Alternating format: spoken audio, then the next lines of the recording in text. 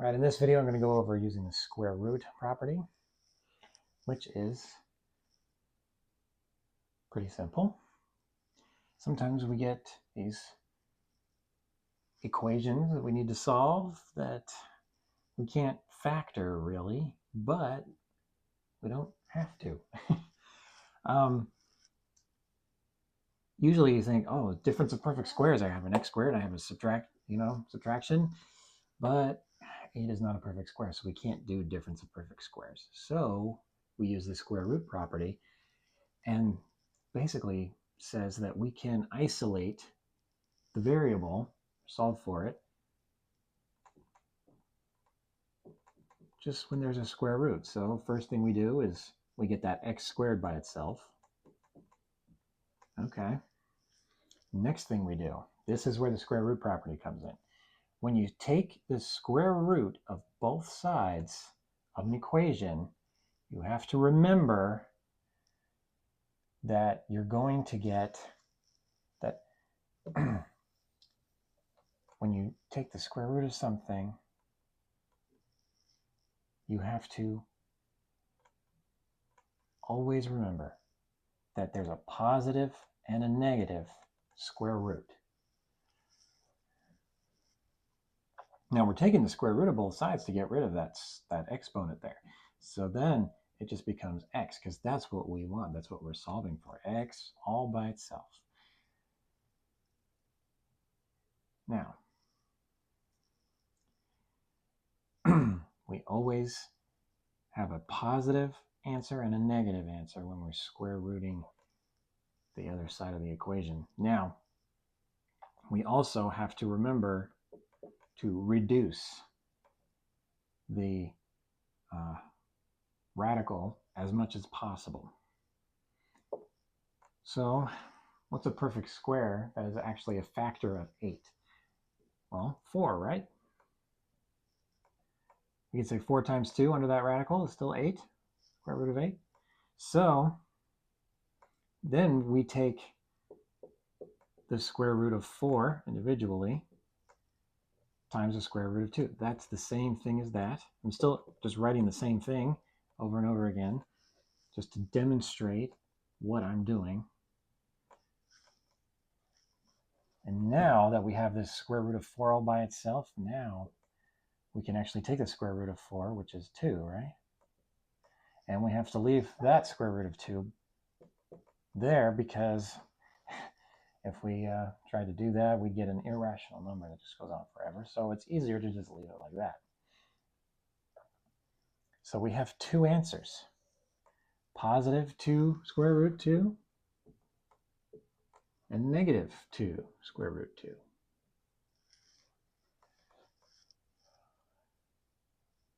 Well, we should do what we always do in these problems. We should check our answer, right? X squared minus 8 equals 0. Well, what if we put in 2 square root 2 squared minus 8? Does that equal 0? Let's see. What we're doing here is we're squaring this whole thing. So we're doing 2 square root of 2 times 2 square root of 2. Okay? And when you're multiplying things out, it doesn't matter what order you multiply them in, right? So we can multiply this 2 times 2, and we get 4. And we can still have square root 2 times the square root of 2, right?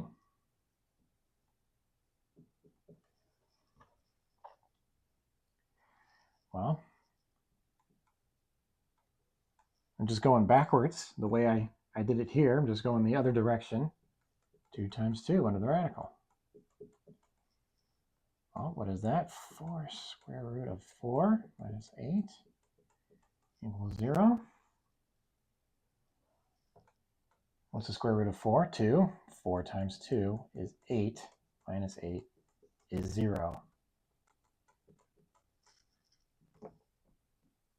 Boom. So we know that works.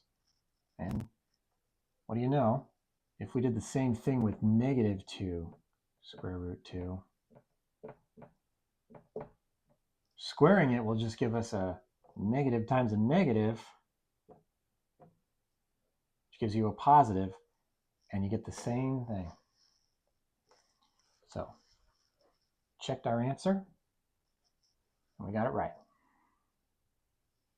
Both of those answers are right. And remember, there's a 2 there, so you're going to have 2 answers.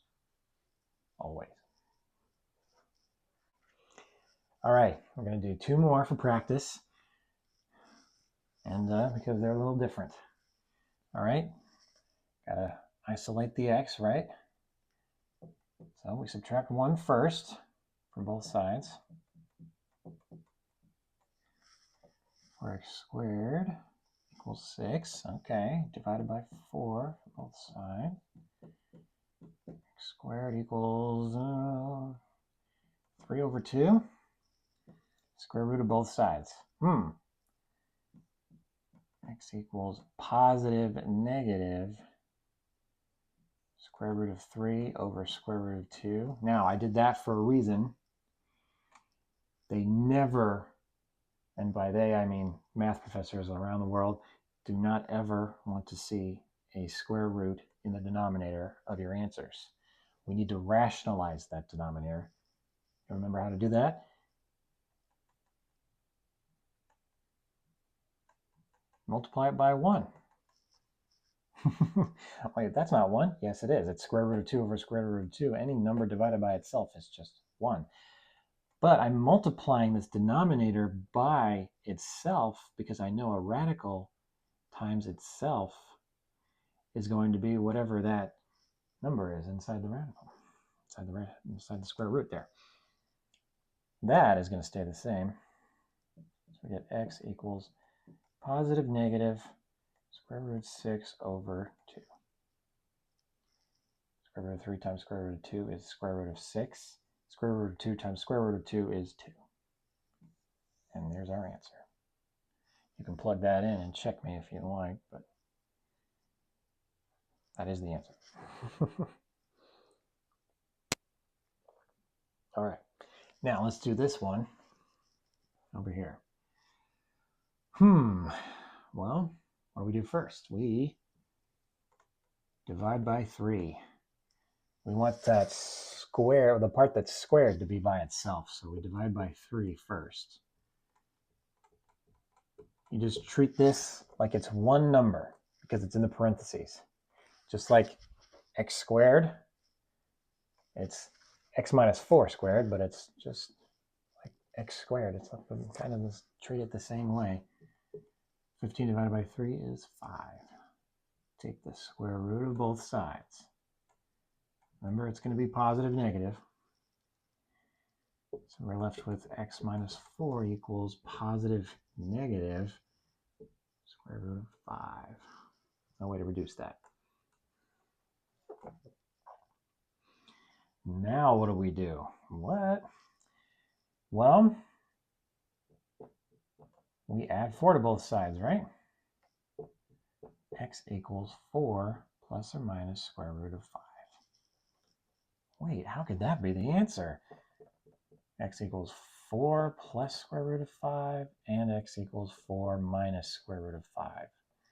That is, in fact, 2 different answers. That is a number. It's just 4 being added to square root of 5 and a 4 having square root of 5 taken away.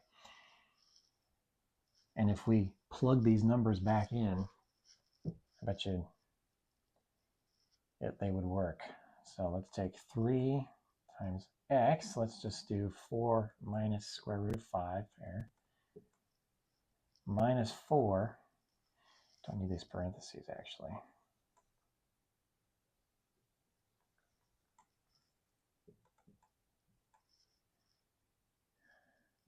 Squared equals 15. Let's see.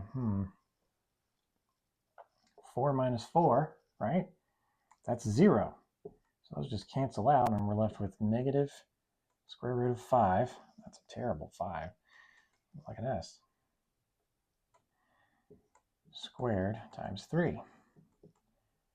Well, square root times itself is just going to be whatever's underneath it. Negative times a negative is a positive. So we're left with 3 times 5. The negative square root 5 squared is just 5. And 3 times 5 is indeed 15.